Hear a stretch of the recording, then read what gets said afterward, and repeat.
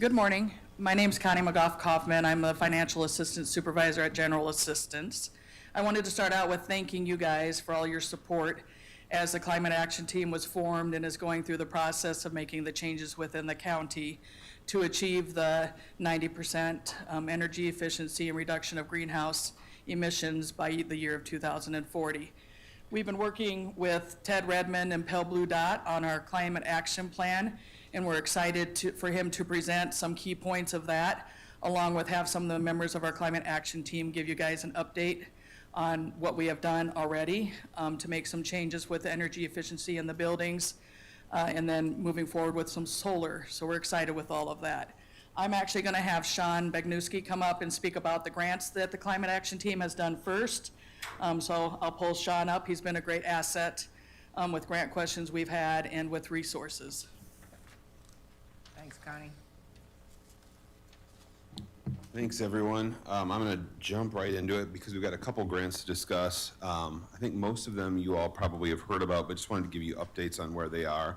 The first one is what's called the Energy Efficiency and Conservation Block Grant Program. We received notice about it last year. It's about $73,000 that we were awarded for the county.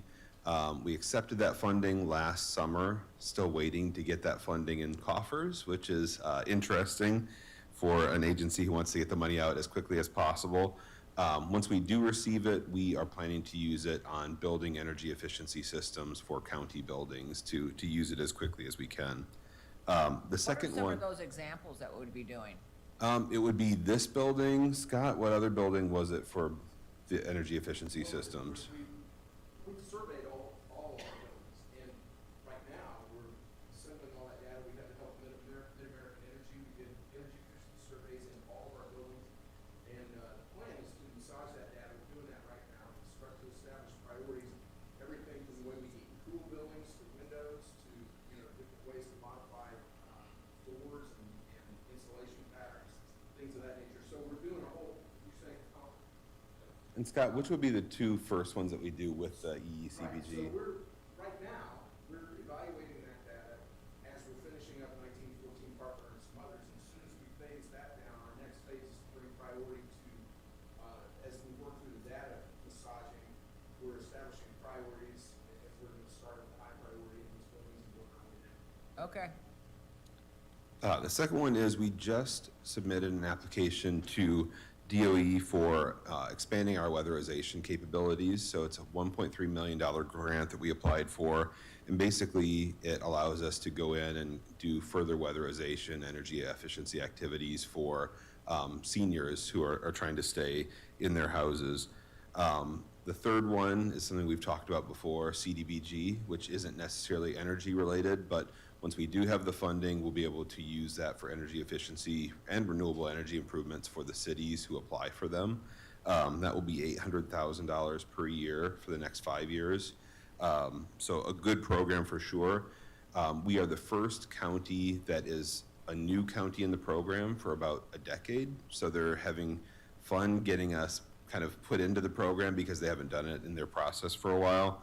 They are also waiting on the federal budget to come out. Now that that is finally kind of getting hammered away, they think that they should have that money for us soon. You have to do a 5-year plan with your cities every 5 years, and it's really comprehensive, takes about 6 months. We've been doing that with the cities of Des Moines and West Des Moines for the last 4 months now. So we hope to have something pretty soon. Sean, on the weatherization money, Yeah. what that 1.3 million? Yeah. What does that marry up with that we're currently getting, and are we getting that through DOE currently for So weatherization? I think the current pass-through that we have right now is through the state. It was with the Department of Human Rights. Okay. But this would be like complementary funding to do additional work beyond what we're doing in those houses. So it would be energy That would efficiency. be huge. Yeah, it would be great. 1.3 million, Yeah. that would be huge. And it's one of the bigger ones that we've submitted recently, so we're really hoping to get it. And if we don't get it, ask them questions on how we can have a better application next time. Okay. My last two aren't necessarily us. We're still watching the EV charging station grant. There's going to be 3 or 4 more rounds of funding. The MPO took the lead on that application and it wasn't successful. We're trying to get information on why it wasn't successful for future funding rounds. It doesn't seem like it was personal. If you look at the grants that were awarded, it was a lot bigger cities, a lot bigger counties. We're hoping that they're going to start going to the smaller ones like us in future years, in future funding cycles, so we want to be ready for those. The last one is something called the Solar for All program, which is finding ways to finance large and small solar energy projects. Economic development at the state level wanted to take the lead on that, and we were okay with that because we looked at their program and their policies that they had, and it actually looks pretty good. They haven't heard from Department of Energy either. We haven't heard from them, so we're waiting to hear what happens there. I will say kind of the overriding frustration is, you know, we've been told to hurry up for the last 2 years to get this money, get it into the county, get it into the state so we can start working on it. And we're still not seeing it actually in coffers. So I'm hoping that they'll be picking up pretty soon. Sean, under the Inflation Reduction Act, as I read it, Yeah. some of this is credits that we actually will apply. So we do the investment and then we apply for the credits. Is that separate and apart from what you're seeking right now? It's somewhat, it's an IRS program. We're working with the auditor's office. They actually just got good guidance on it for the first time in the last couple weeks. So we're meeting on Friday to look at the guidance and kind of see what our game plan is going to be to take advantage of that too. Okay. Thank you. And then last, but not least, I will say CPRG is the moonshot. It's, you know, almost $50 million of funding, but Allison Van Pelt is our expert on that. So I'm just along for the ride and helping there as much as I can. But if we can do that, it would be, you know, transformative for Polk County. Thanks, Sean. I know you gotta go, so thanks for Thank you, being Sean. here. Thanks, Sean. So I'll introduce Ted Redmond, the owner of Pale Blue Dot. We've been working with him since November of 2022 to kind of get information back and forth so that they could develop the climate action plan for us. So I'm going to let him take lead on that. Okay. Hello, and thank you for letting me be here today. I've just got sort of a briefish presentation, give you kind of a highlight overview of the climate action plan, and then happy to answer any questions either right after the presentation or through the rest of the conversation here. So so I'm Ted Redmond, again, with Pale Blue Dot. We're located in the Twin Cities, Minnesota, and our mission is to hasten the transition to a carbon-free economy. We do that largely through doing these kinds of planning efforts. So we've worked with about 70 different local governments in multiple states doing either renewable energy plans, sustainability plans, those sorts of things. So just a little bit of a kind of a highlight of what our challenge is as we look forward in terms of climate action. Here in Polk County, we can anticipate that by the end of the century here, we could have an average temperature that's as much as 11 or 12 degrees Fahrenheit warmer than it is now. We can anticipate potentially as many as 48 to 50 more days that are above 95, which is a pretty acute day that we want to pay attention to. That can translate into an increase in air conditioning demand of about 90% more. We can anticipate about 15% increase in annual precipitation. And most importantly, related with precipitation, we can anticipate about a 30% increase in heavy precipitation. Really comes about because our precipitation patterns are changing. We're getting rain further away from each other. We're getting more dry days. Ground gets harder. When the rain comes, it comes heavier. When it hits the ground, it's going to be more likely to create flash flood sorts of conditions. And we can anticipate a growing season increase of about 47 days, again, by the end of the century. The plan's goals, when we started working with the county, the stated goal was let's achieve a 90% reduction in GHG emissions by 2040. This plan achieves that. We have introduced an interim goal of achieving a 40% reduction by 2030. We think it's important to have an interim goal. 2040 is not that far out, but 15 years is a little bit, it's a little easier to guide towards about 5 years or so, because then you can re-up, see how things are going, and know that you're on track. So the process that we went through, first we did baseline assessment, which is just collecting data, analyzing what information we can collect, and using that to determine kind of what some of the suggestions might be. We then developed the draft plan. We went through a review and editing process, and then plan finalization here in the last couple of months. The baseline assessment effort began with a series of one-on-one interviews with all the county departments, just to kind of understand existing practices, how the departments function, what the kinds of purchasing patterns are there, those kinds of things. We then did a vulnerability assessment looking at starting big picture. What are the climate projections for the region and for the county? And then looking at how do those projections and community vulnerabilities and community risks, how do those translate into Polk County properties, both in terms of how it might impact the property, as well as how the property might help support vulnerabilities or risks for the community, being that this is a public entity, of course. That process then resulted in a summary of risk considerations for all of the county properties, kind of a dashboard of where we see certain potential risks being a little bit stronger than others in different properties. We then moved into looking at greenhouse gas inventory. So that effort was done by county staff, did a great job. We were asked to just sort of review that information, provide some recommendations, comments, and refinement thoughts. So that started off with looking at consumption indicators. So how much electricity are we using? How much natural gas are we using? How much diesel and gasoline, et cetera? And then assembling that or reviewing and refining the final greenhouse gas emissions calculations. Good news is that over the subject period, we've seen a decrease in emissions. Part of that, I think, is probably the COVID bump that we're seeing kind of all over the place. But I think it also relates to some of the efficiencies that the electric grid continues to increase. We're seeing a continued increase in the cleanliness of the grid, so to speak. The trend lines, the three primary emissions sectors for county operations are our electricity, our natural gas consumption, and our fuel. The trend lines for those are by and large positive. We've seen a decrease in natural gas consumption and a decrease in the emissions associated with electricity. We've seen a slight uptick in the emissions associated with fuel, gasoline and diesel, which gives us a sense of priorities. Where might we want to focus?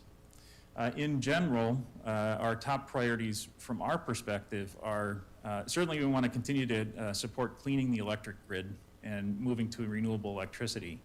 But a very heavy focus. In order to achieve a 90% reduction by 2040, we have to really focus on our transportation and our stationary combustion, our heating. Those emissions will not go away without us doing something specific to electrify and move off of those fuel systems.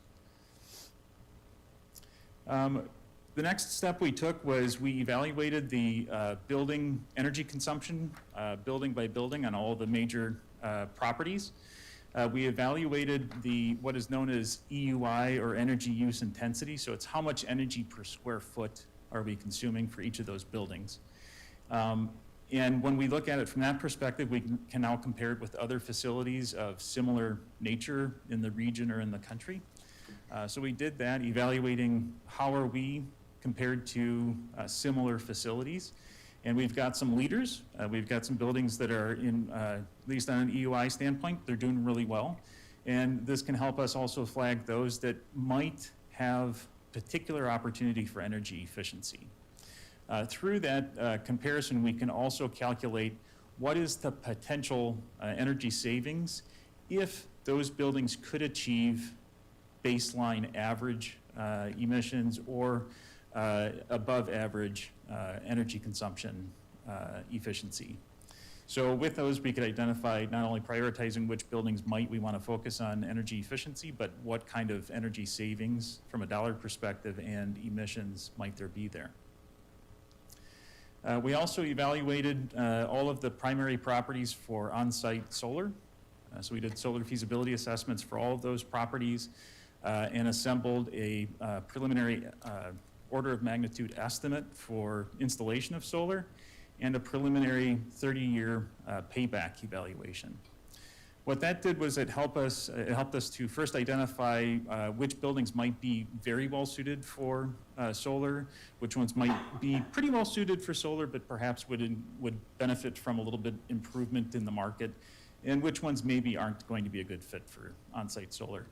And then also calculating potential energy generation for all of those sites and dollar savings potential for all of those sites.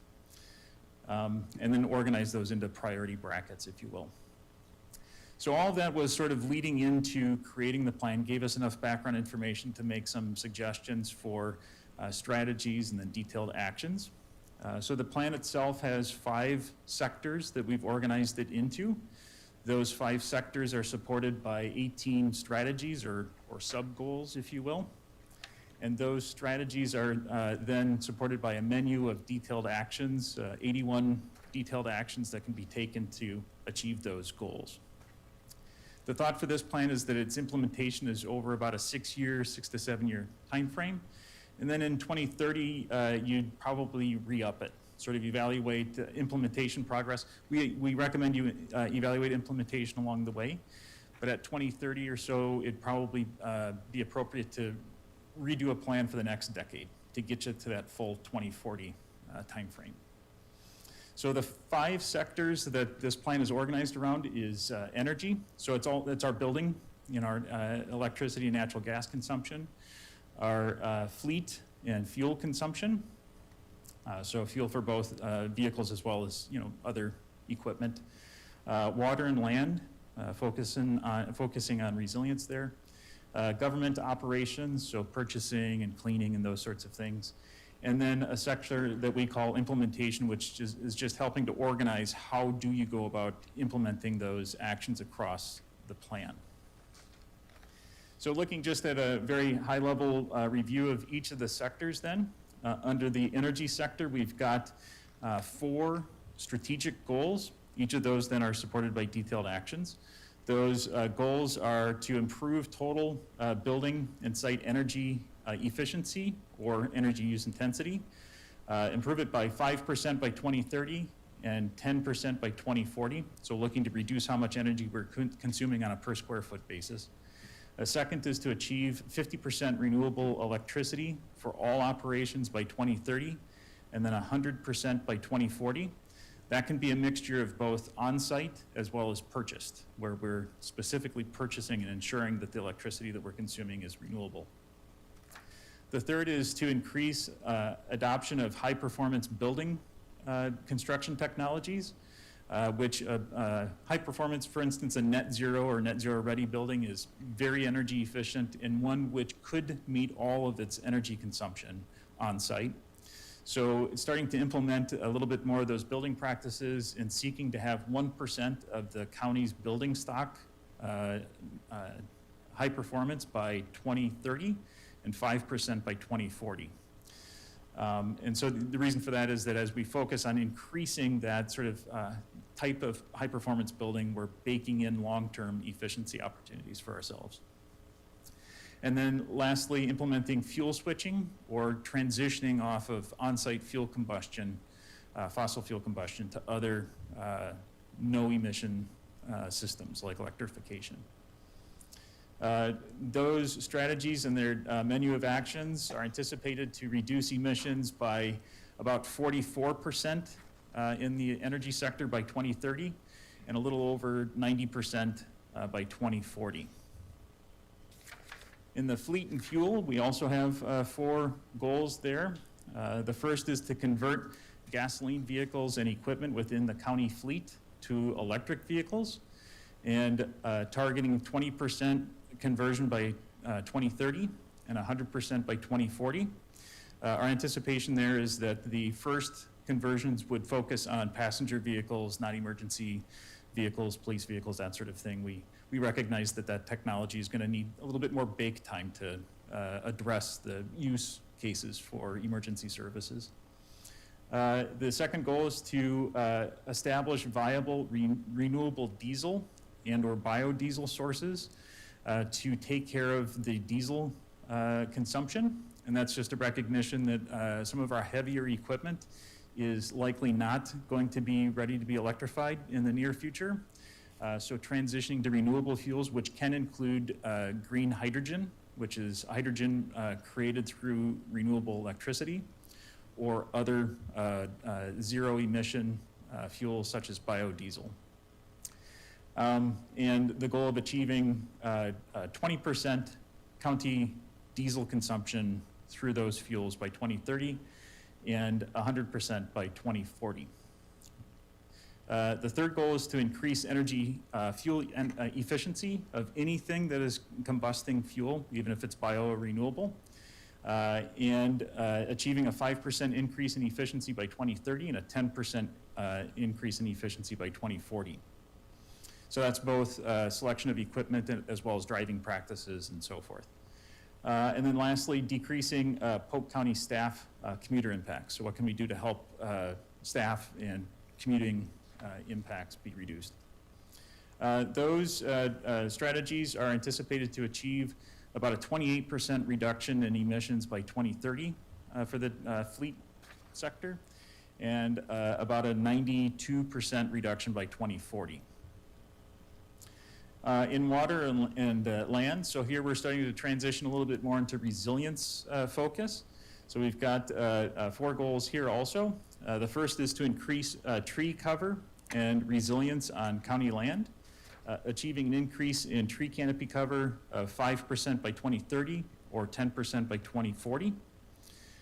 Increasing the use of stormwater management and water quality measures while focusing on impermeable ground cover, achieving a 5% reduction of permeable surfaces by 2030 and a 10% by 2040. Decreasing turf or manicured lawn areas and replacing with native grasses, wildflowers, and the like.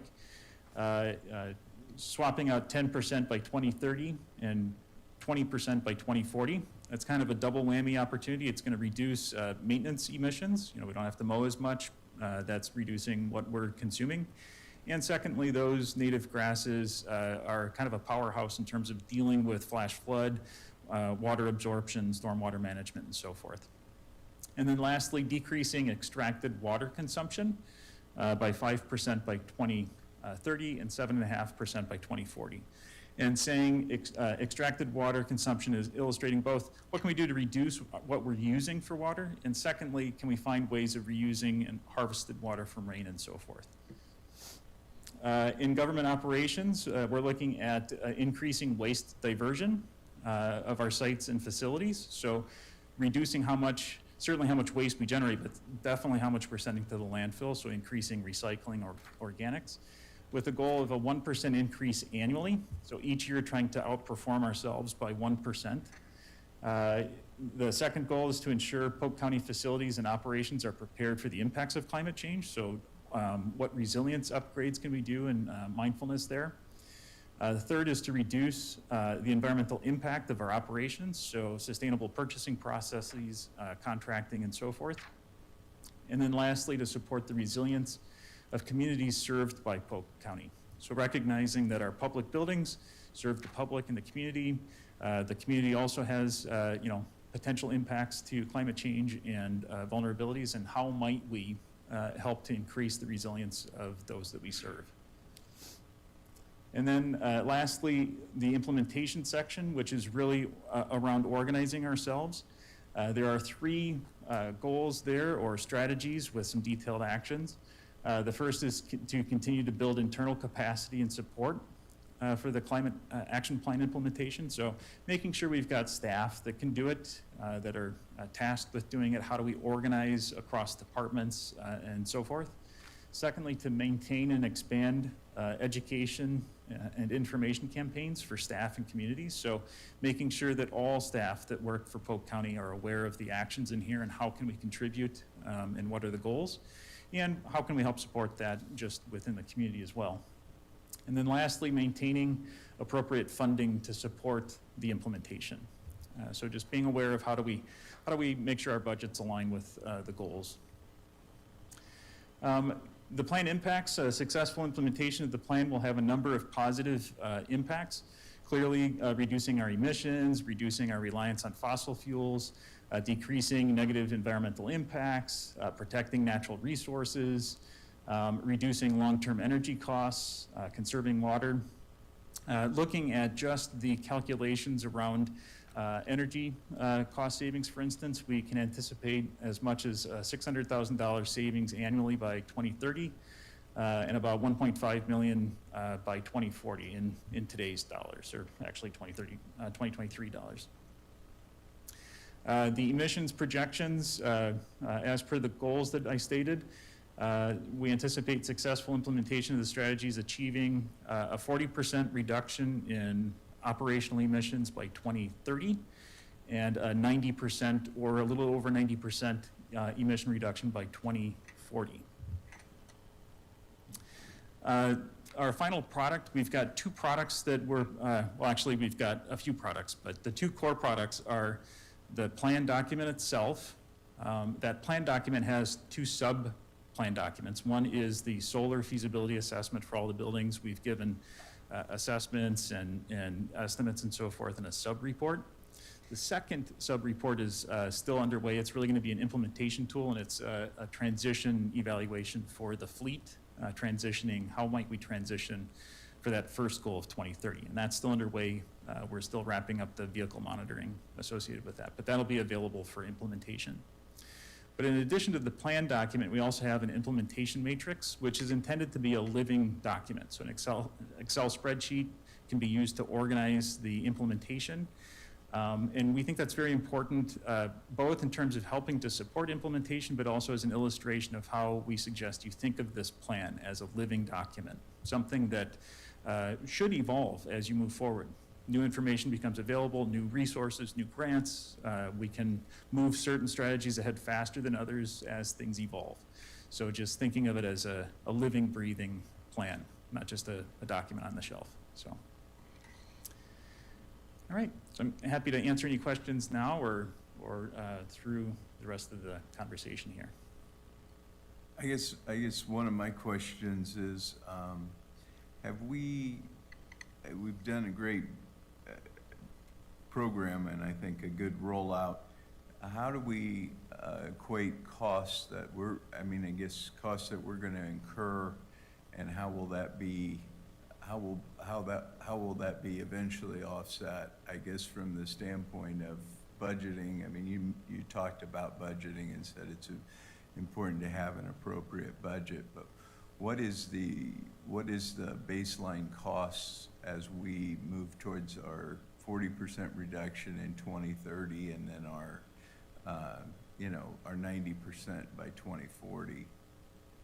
So our scope of work, we don't have a detailed budget that we've put together for each action. Part of the reason, there's a few reasons for that. First of all, some of those actions may not occur for yet 6-7 years, and so things may change. But secondly, and very importantly, the costs of some actions are going to be intimately related to staff availability and capacity, so that the hope is that many actions can be integrated into business as usual. Some actions may end up needing some support in some form or fashion. The components that we do know will have a capital cost are things like increasing energy efficiency of buildings, retrofitting or renovating buildings, the transition of the fleet, et cetera. And so the transition of the fleet, when we're done with that implementation tool, we'll have an outline of just sort of comparative costs based on, market comparisons through Kelley Blue Book. We can understand the basic comparable costs as well as operational savings. Sorry, go ahead. I guess what I just wanted to see is, are we moving towards a cost-benefit analysis for each of the processes we're going to be implementing, and will we be making decisions to go after the low-hanging fruit first from a cost-benefit analysis? Yeah, from what, our recommendations for implementation are that the county have an implementation team, which is established, but sort of continuing that and bolstering that. And using that as a venue to identify which specific actions do we want to do next year based on, that way it can be integrated into the budgeting and staffing conversation of the county, so that you can base your decisions on what other things are going on, what's available. As you get your facility evaluations and identification of specific energy efficiency actions to take on a building to achieve a certain goal, you'll have bid numbers and so forth that you can use in that. So our recommendation is that you establish sort of a year-by-year implementation budget for specific actions. If I can, that's kind of the approach we've taken, especially with the energy efficiency projects and what Scott talked about, which one's kind of converging low-hanging fruit with the quickest payback. So we make sure we're doing this, going after stuff that is, some of our energy efficiency projects are 1 or 2 year paybacks. So I think from the most part, implementation just going forward, we'll always continue that ranking, make sure we're going after what's the next low-hanging fruit in terms of the quickest payback. And along with that, you know, I'm a big believer in. The other thing I should probably said is, we've also approached this as, okay, like the solar analysis, make sure we're considering what federal support is available that lowers that cost. So we know we have the tax credit right now, but we're also keeping an eye on grants. So can we add grants on top of that tax credit? And that certainly changes the ROI of those projects, and always monitoring that, so that's a factor in what the next decision to deploy is. Sorry. Exactly. That's exactly what I was going to say. And part of the reason why our implementation matrix, and we're happy to work with staff to kind of share with them how we suggest it can be used, but we've had communities use that as a way of doing a very quick grant search. So it's a searchable document. You can very easily take those 80 actions and assemble, here are 10 that we could submit for this grant for, because they can be interconnected as a project, so to speak. So also looking to be opportunistic. You know, if we can find funding for a project that we thought we'd do in 5 years, well, if we can find it next year, let's do it, you know? So. Not so much a question, maybe an observation. First of all, I think it's an interesting plan you've got here, and it's very comprehensive. I'm glad to see, I'm looking at this from my 2024 perspective, of course, and I was glad to see that the conversion of vehicles to electric did not include law enforcement for now, and emergency vehicles, those kinds of things. I just don't think that's realistic at this point. Mm-hmm. There's a lot of folks that think this is a hoax and so forth. I'm not one of those. I think it's real. I think humans have something to do with it, maybe not everything, but something. But I still think, having said all that, I think there's probably a lot of things we can agree on.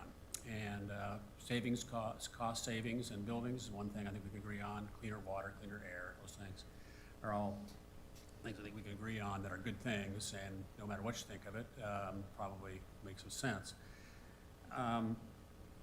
I did notice, though, that you noted increase in temperature in Polk County of 6 to 11 degrees, which is extravagantly higher than anything I've heard for North America even along those lines. And one of my problems with the climate lobby is that nothing you do is any good. Nothing you do works.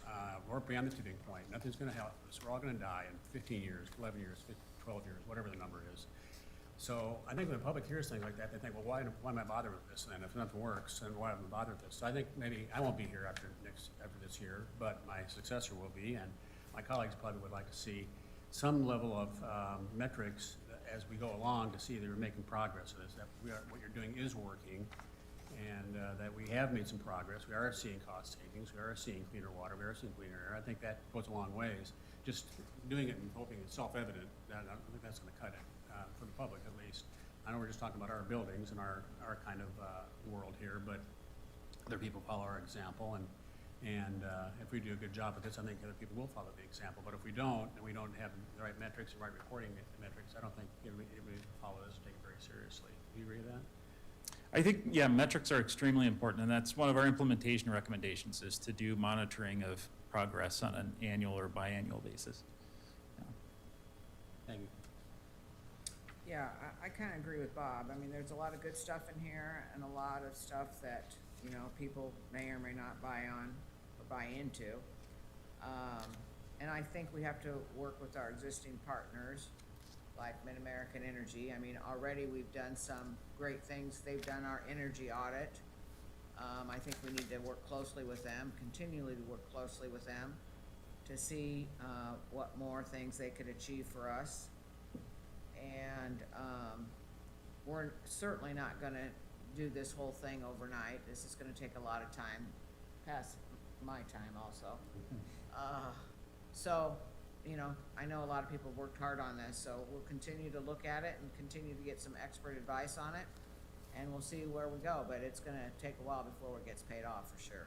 But I think prioritizing and getting things that are low-hanging fruit is a good idea, so we'll continue to go down that path. And let me just add an addendum here, Ted, what I said was, I think it's important to note that the United States, as a whole, has done a pretty good job over the last couple of years, at least, in reducing greenhouse gases and trying to do that and implementing strategies to do that. And so I think that's worth noting, and people need to understand that we are making progress here. It's not just all catastrophic news. Yeah, that is definitely true. U.S. emissions peaked in 2007, and they've been kind of steadily declining. They go like this, but they've been dropping. We need them to drop a little bit faster, but we've been doing pretty good. Right, at least they're dropping. Yeah. And if I may too, I'll just clarify too, the 6 to 11 degree is Fahrenheit, and you may hear Celsius, but those projections that we illustrated all come from the National Climate Assessment. I just noted those were quite a bit higher than I got to see before. All right, thank you. Great, thank you. I think Adam's up next. I'll go quick.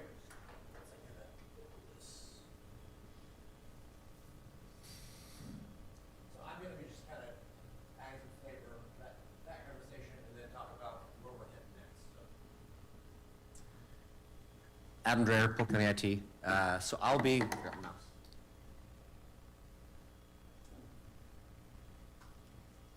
I was part of the team that put together the current usage state for our 3-year assessment, 2018 to 2020, that Ted based a lot of his data off of. And I just wanted to quickly show you that data here in a chart format, broken down by year and type of consumption. So you've got your diesel, gasoline, electricity, and then the natural gas usage, and then also the cost of that consumption. Do note that this does include Prairie Meadows, Hilton, as well as the Convention Center, which we are targeting across the board because we were involved in all of those properties. Our first major project we are looking at is a solar panel project for 3 major buildings inside of the county, and partnering with the event center to look at solar panels for those buildings as well. The 3 buildings internally we're looking at are the Northside Senior Center, River Place, and this building, the admin building. A lot of that's based on Ted's recommendations on the efficiency and what we can achieve across the board. Those projects specifically we're targeting because there is that federal credit of 30%-ish. Again, it depends on specifically the materials used, the contractors used, the year in which it's implemented, but it hovers around 30% of a credit of the total cost of the project. Total cost of the project is TBD based on the RFP that'll come back from the various vendors. You've already sent an RFP out for these solar panels? We have not sent it out yet. It's being worked on with the procurement office and Ryan Ward, just to try to get something put together so you guys can review it before sending anything out the door. That'd be good. To make sure you guys are on board with that and make sure that we're all in the same ballpark, and that gives an idea of actual total cost. The longer we delay, the further those credits decrease. So there is a graduated decrease in the credit amount from the federal, from the IRS, from the IRA law. So the longer we wait to implement this, the less our credit would be. We balance that against the potential for grant money from the federal government or other grants. So we're trying to find that sweet spot between, can we get grants that offset the actual cost? Can we get credits to get a rebate on our return at the end of the year? They can be used in conjunction, but you can't claim a credit on a grant dollar. So if you get a grant dollar, you can't get a credit on the grants you received. So at this point, there aren't any grants available for this type of project, and so we're moving forward assuming there is no grant money. ROI, if you include that 30%, is typically, again, depending on the project, in the 10 to 15 year range, at which point you would have returned the investment in the building and that building's electrical consumption would essentially be zero. And then we'd also be looking at converting to electrical heating. Like in this building, we're looking at the VAV system, which Scott will talk about, to eliminate the boiler and eliminate that natural gas usage in this building, which would then mean that panel would fully heat, cool, power the building instead of relying on any kind of greenhouse gas emissions at that point. And these would be shovel-ready, so we could, if we sent the RFP out the door, we could put panels on these buildings tomorrow, and we could get started. So we selected projects that wouldn't need major retrofits or major changes to buildings to make that possible, which is why we picked the 3 buildings we selected initially. So like I said, the elective pay program is that IRS program. It hovers around that 30% credit amount, so allows the local governments to receive the same tax credits that private individuals can receive. It's based on the cost of the system, the energy generated, and then there are modifiers based on the contractors and materials used. So that's all I had for you. If you have any questions, otherwise, like I said, we'll be working with Ryan on RFP, trying to get something for you to review in short order before we send it out to the street. I don't have any questions right now. Yeah, thanks. Yep. Scott?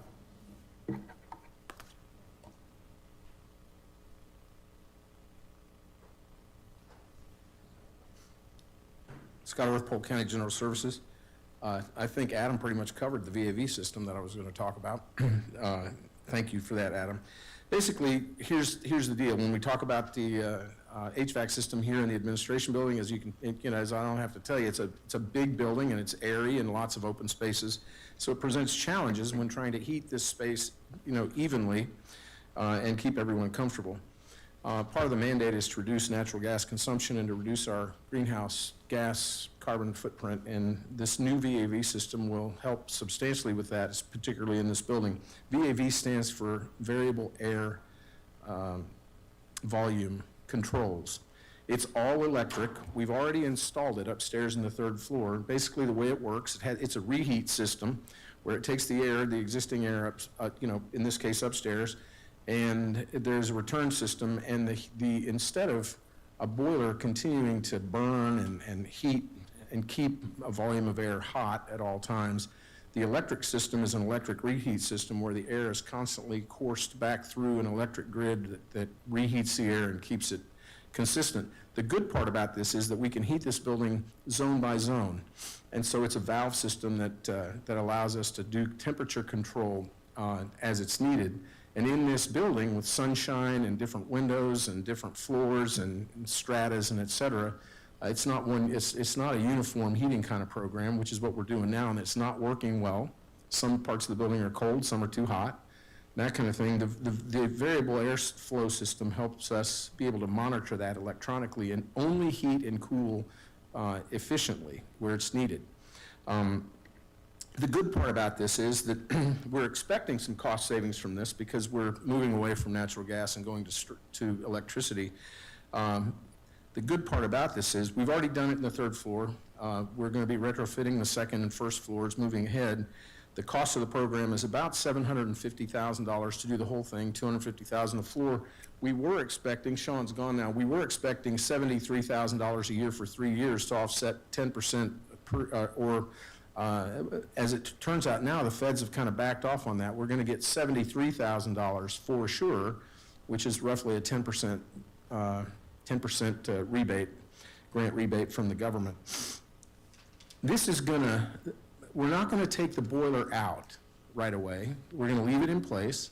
If the VAV system works as we expect it will, we will go down to pretty much a 0% natural gas consumption. We will eliminate the use of the boiler and use electricity only. But I want to leave it in place for a backup. If something happens, it's not bad to have a redundancy system in place. So for a little while, I want to leave that there. We won't be burning natural gas. Also, the perimeter heaters, like you see here around the edge of the building, sometimes the VAV system will have a bit of a struggle keeping up, and sort of like a booster rocket in a spaceship. Every now and then we may want to boost the heat a little bit with a shot from the natural gas system. So for now, we're going to leave it in place so we can kind of experiment. When it gets really, really super cold in the wintertime, we're just going to have to kind of see what kind of adjustments we need to make. It should be cost-effective, it should pay us back, rather, as John was saying, there should be a rapid ROI on this thing.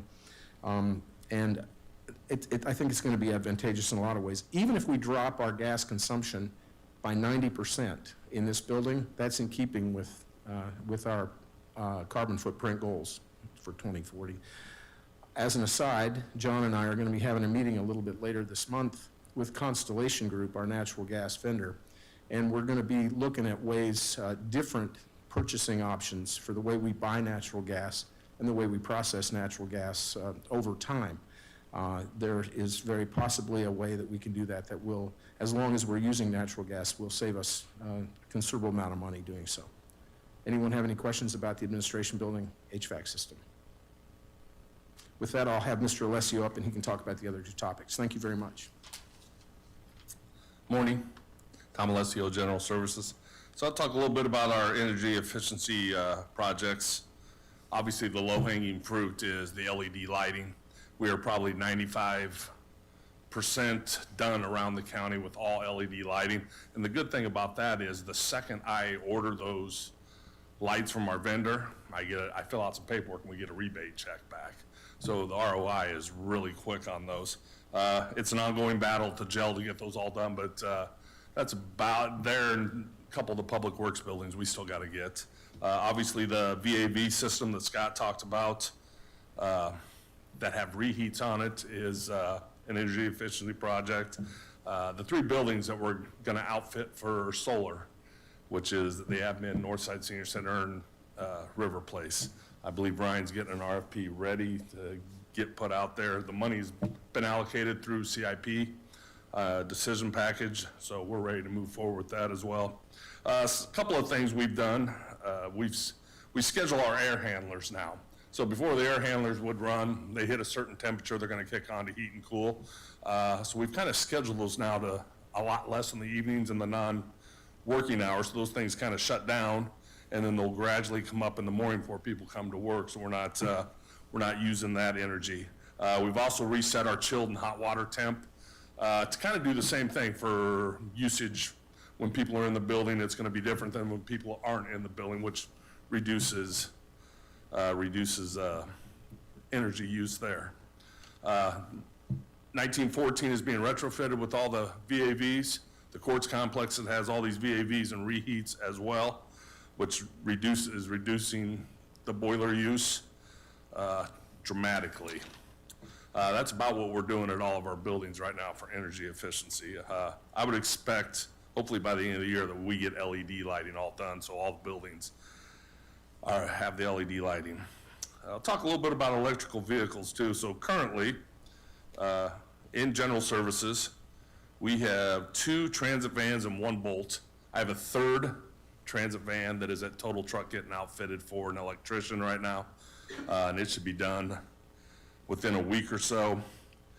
My electricians hooked up the charging stations at 70 College. We've also had an assessment done around the county as where we want to put charging stations, should it go public. So I think that was done when the people did the assessments of the solar, where they could be placed. Public Works just received or went out and bought a electric vehicle, and off their weatherization house there by the lake, they've got a charging station. We need to replace 2 escapes out of Public Works, so Ryan and I it's hard to find electric vehicles on the state contract pricing, and I'm not gonna lie, so we have to put those out for regular bid. And obviously they discontinued the Bolts.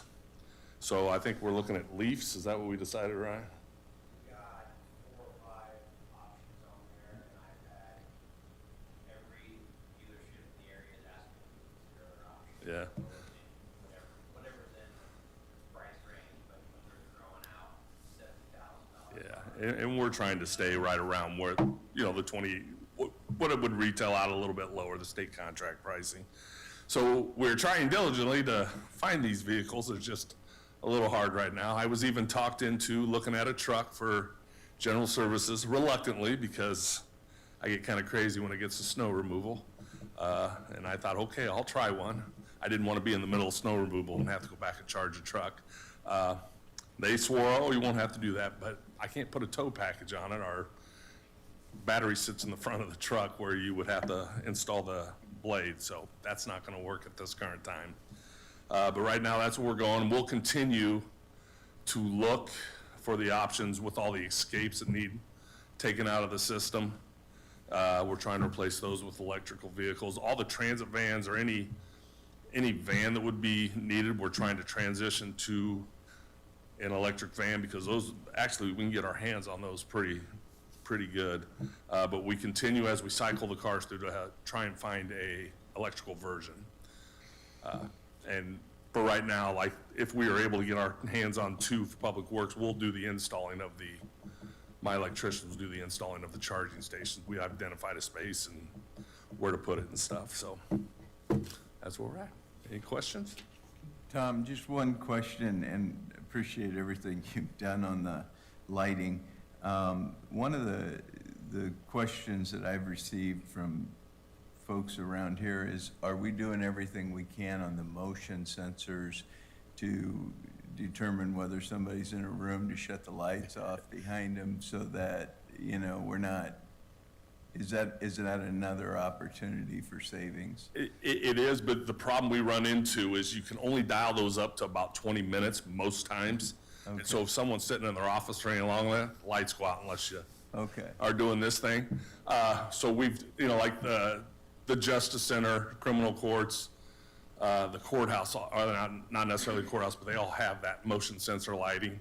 And the biggest complaint I get is, can you turn it up, turn it up? Well, what we found out, I mean, we're looking for options to make that dimmer, you know, longer in time, but 20 minutes is about the max I can go before it goes dark if nobody's moving in that office. Right.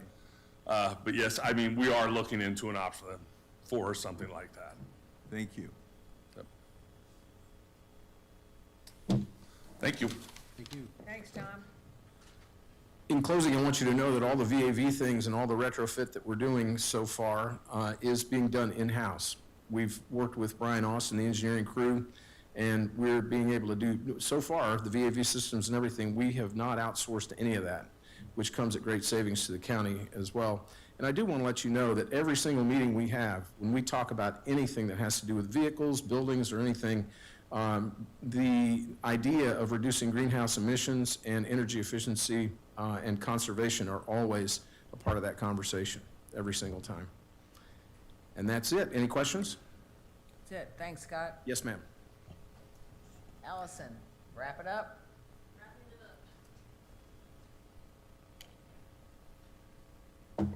Best for last, Allison. Oh, that's so nice of you. Happy whatever day of the week it is. I have no idea. Okay, so Allison Van Pelt, Sustainability Planner here at Polk County in the Public Works Department. You'll see that we have renamed the Climate Pollution Reduction Grant What's Next Central Iowa. And we've tagged it with seeking solutions that make sense. One, we're asking questions because we don't know what we're gonna do in Central Iowa yet. Really, as a whole, there are very few communities that have said, we want to do X, Y, Z in the climate space, and so we are literally gonna be asking the question, what are we gonna do? And so we've been starting that process. The timeline has been ridiculous. Some of my staff is here, so I always apologize and then thank them for bearing with us during this process. So I was hired in August 2023. Just about 2 weeks ago, I turned in the first Priority Climate Action Plan for our whole 7-county region, which then triggers us being able to apply for the April 1st deadline for the implementation grant that I'll talk about next. But you know, we are on a rapid fire piece. So you'll see later on, I am telling my staff to take a little bit of a break here soon. So just a reminder as to how far out this goes. So this is not just a Polk County plan. This is definitely not an internal plan about what county operations are doing. This is 800,000 people. 88 cities, 7 counties, 268 LIDAC census block groups alone, 3 different congressional districts, and trying to find one voice within there is just not possible. And so through our stakeholder engagement in the initial process, we really did a grass tops approach for this because we didn't have much time and we needed to get a bunch of information really quick. And so we did a fun and fast region-wide public survey to see, hey, public, what would you like? Just give us an initial instinct of that, worked with city staff and leadership to survey what they are already doing, what they would like to do, kind of their dream maps and stuff like that. And you'll see that I had 90+ discussions. I actually lost my voice a couple different times. And these discussions in a lot of cases are not just, hey, what do you want to do? It's really asking people, do you understand how climate change affects you or your organization? How does it affect the United Way? How does it affect a restaurant? How does it affect XYZ? And so a lot of these preliminary conversations have been happening to really get people to understand that, no matter what you do, climate change is going to affect you, right? So whether it's your bills or the weather or what have you, really kind of wrapping people's head around that. And so after all those discussions, hosting internal, external, and then sector-specific focus groups to really refine to what would be in this initial plan. And the main goal was to figure out a shovel-ready priority, and so we came up with low-income residential energy. So we will continue on through there. So there's our pretty plan. And so the submission of this on March 1st did trigger us and make us eligible as a region for the Phase 2 grant. Applications are due April 1st. That's what I spend about 99.9% of my time on right now. And so I just want to give you an overview of this. It will be before you for your approval next week. And so I wanted to bring this to you now. And this is just very, very high level. This is about a 60-page document. So you get like 6 or 7 bullet points. So one, it is a region-wide moonshot application. There are 180 something eligible entities or eligible regions with probably up to 500 different jurisdictions applying for a grant program that will give out 30 to 115. This is a moonshot. But what we did is set up a program that if this is not funded through CPRG, it can be funded through numerous other programs. In a lot of cases, a lot of folks are looking at this one funding stream. There's hundreds of them out there, and so this is something that could be tilted in any which direction as needed. So again, we are focusing on the residential and low income. Low income is one of the most disadvantaged when you look at climate change, the effects, the costs, health outcomes and things like that. And so looking at those areas and really focusing in on those. We're trying to build off existing programs and not build something new. I don't like building new things. I'm a planner. I want to integrate in. And so building into our weatherization programs, but also adding in things like capacity to charge a vehicle if you buy a vehicle, capacity to have an electric panel that can handle those things, and things like that. Also, the capacity of our region to create and store renewable energy is built in here as well. And so through the weatherization, a lot of the low-income pieces, we'll be working with the community action partnerships across central Iowa. I believe there's 4 within our region, and we've been working with them to kind of figure out what would you need from us, how can we kind of give and take, because in most cases, or in all cases, Polk County would be the lead agency, and then we would sub-award out to the other counties to do their work as well. So we have built in, because we've heard that there is a lack of auditors, and we just need more professional development and training in this field. So working with DMAC and a number of other agencies on something like that, and also trying to figure out how we can leverage the rebates that are already out there. You've probably heard from John Swanson and myself before that things like the RAIN campaign and these cost share programs aren't accessible to folks who don't have any money to put up front. And so using these dollars to leverage that so the low income folks can get those rebates, and then it can perpetuate the program and the funding that we're asking for further into the future and create more incentives. I will say that I'm building as much flexibility into the grant application as possible because we don't know all the different grants that are going to come to the state of Iowa. We've already heard about Solar for All. We don't know what that's going to look like. There are a number of different programs that are still trickling down, and so making sure that it's loose enough but also structured enough that we can plug it in, and if they don't work, we still move forward. And so that has been a really fun activity for me to kind of figure out. And just to give you an idea, this is a 5-year implementation timeline. So if we were awarded, that would come in fall of 2024, and we would have till fall of 2029 to implement it. Our anticipated ask is $49,999,999.00. We'll spend all of it if they give it to us. Okay, so I'm not going to go over this one, but I did want to put it in your packet so you have this. It has more of the details on exactly what each of the pieces are. Those are all the different qualifications for the actual application itself. So West Next Central Iowa is moving out of this rapid fire juggling while running and sprinting phase. We'll be finalizing the application. Once we're approved, if you all approve it next Tuesday, then we'll move with Sean to help get that into grants.gov and then be done with that phase. Once we're done with that phase, my team and I are going to rest, reprieve, and regroup a little bit. They have come along with me on this journey and they've hit the ground running, and we probably are, I am espresso fueled more than I ever have been in my entire life. So really trying to taper down how much caffeine I am intaking every day. We also are working, my team is actually in the office right now finalizing our marketing and outreach. So a lot of what we're gonna be doing is really asking these questions, right? And going to different spaces, not having necessarily a place where you go, come put a sticker on a board, but go to a music festival. What do you all want? You're in a nice environment. It's people, like you said, a lot of people, there's a lot of angst around the idea of climate change. And so in a lot of cases, our efforts are trying to disarm and charm, right? We want people to settle down. We all have something in this. And so you'll see that we have music festivals that we'll be at. We're putting together trailers. We're really trying to do a little bit more of a diverse, fun, creative type of outreach so we can get people to give us feedback. And most of it will be us listening. What do you want? Tell us so then we can move forward with that. You will see us at our first public event, April 20th at the Botanical Garden. My staff and I will be there. And then this summer and fall, we get back into the planning process because we have another plan due at the end of mid-2025.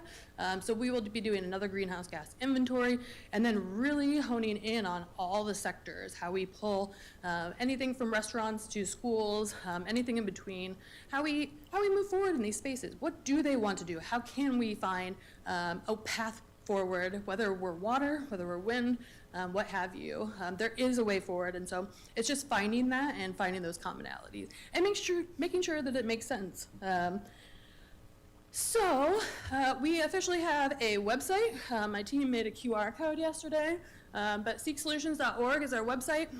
If you ever want to check it out, we're continuing to build that out, and that is my team's email address.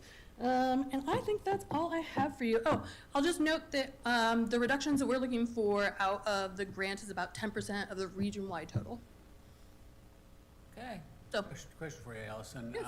With respect to the residential energy, commercial energy aspect you talked about, I noticed that there was, 6 or 7, 8 counties that you put on board there. It looked like, to me, they were central Iowa counties. So they're probably clients of Mid-American Energy. Are we interacting with Mid-American Energy on this aspect? Yeah, and so because of franchise agreements and things like that, and the truncated timeline of this, we didn't necessarily say, hey, can you do XYZ things for us? It's more, hey, where are your pinch points and how can we work within those, if that makes sense? So energy efficiency is big for them, so we're building off their programs as well. So yes, Mid-American has been at most of our meetings, I do believe. All right, thank you. Mm-hmm. And there's also within our region a couple of municipal utilities as well as Alliant, and a rural cooperative, I believe, as well. So this is gonna be on the, for resolution on Tuesday? Yep. Yep, there's a resolution that was approved by Dominic to go on the agenda, so you'll see that Tuesday, and I'll be here if you have any questions about it then. Could you, send that packet upstairs? Yes, of course. So I'll say that the grant packet, because of the timeline, will not necessarily be done. I bet I haven't I done don't need the like grant packet, I just need. just the plan. Yes. Yep, we can get that to you. Would be great. Cool. Any other questions? For Yes. Allison, well, I'll let you, any questions for Allison? I got a couple things to add. You did a great job, Allison. Thanks. So Harold Peterson from Oakview and Mensar couldn't be here. Nate Miller's here, but he asked me to share a couple things with you. One is the number of entities looking at doing events at the event center that are asking for sustainability practices and sustainability score is definitely on the uptick. Just very recently, even the NCAA application asked for information on what the event center in Wells Fargo is doing on sustainability. The World Food Prize, the Practical Farmers of Iowa, Keeman Industries, and the Do Tour have all just recently been inquiring about what the facility is doing. So it's starting to be a factor in choosing where to hold events. And so Oakview Group has really gotten out in front of this, their national group, and the Iowa team, Harold and Nate, have been active in, they're currently reducing their composting, single sort recycling, looking at food donation programs. They are constantly looking at modernization of equipment based on energy use and efficiency. They're going to removing all single-serve plastics and replacing with compostable products. Those are just some examples that they are doing, which I think are great from both an environmental and greenhouse standpoint, but also from a marketability for the event center. And then most recently, they've gotten preliminary estimates on different levels of solar for the 3 buildings and also for parking lot canopies that will be sometime in the near future, bringing them in to help go over those with you. And those have a wide range of ROI, from some in the 7 to 9 year range in terms of payback and ongoing savings on electric consumption, particularly for the rooftop stuff. And then the parking canopy stuff is a much longer ROI, but it also a marketing aspect for the event center. So just want to share that with you, and we'll be hearing more from Harold and Nate on this solar proposal for the event center. It is obviously a highly visible area for the county. Yeah. In terms of our statement, and particularly going after those rooftops soon with the fairly short ROI, something I think we'll be asking you to consider. But it's possible to give us a competitive advantage too. It's possible it could give us a competitive advantage up there too. Correct. Yep. Good. And then finally, I just want to recognize that, well, first of all, Connie and particularly Connie Adam, and they've put a lot of time into our climate action team, and a number of our climate action team members are here that we've been meeting for 2 years now. And particularly Ted and all your implementation tactics will start to involve all different departments. So I think there'll be even increased interest and participation as departments are asked to do more on this front. But just a number of members of the climate action team in different departments, conservation, general services, public works, and online have really put a lot of time in this in the last couple of years. So I want to recognize them and thank them. And now we've been doing things, and now we've got a much more, focused implementation strategy going forward. We'll always keep cost conscious of how this is doing. For instance, I want to remind you all that all the stuff that Allison is doing and her team is doing is paid for by a federal grant. So these aren't county dollars we're talking about, but the chance to leverage an additional federal grant in terms of a whole lot more potential for investment on energy efficiency and reduction of greenhouse gases. So just wanted to note those things, and I thank you for the board for support for all the work that there's a lot of energy and interest on county employees and the community and the folks who drove us to a climate action resolution in the first place for helping pushing us forward. Just want to thank you, the board, for your support for all this. Okay, well, thanks, everybody. Good work. Thank you. Appreciate it. Thank you all.